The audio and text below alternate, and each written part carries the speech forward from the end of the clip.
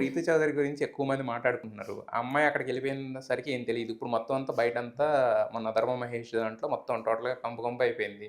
So, ఇవేమన్నా లోపల convey చేయొచ్చా మీరు? కన్వే చేద్దాం నేనెందుకు అనుకుంటున్నారా? కన్వే చేస్తానండి. కన్వే చేస్తాం అంటే ఇప్పుడు స్ట్రాంగ్ కంటెస్టెంట్లు అనుకున్న వాళ్ళని పీకుతమే కదా మన పని. హ్మ్. అది కూడా అలా ఉంటదిగా. అలా కన్వే ఇట్స్ చేయాల్సిన అవసరం అలా ఆ! కాదు. కానీ బయట బయట మాత్రం అలా వీడియోస్ చేసేవాళ్ళు మాత్రం తప్పు.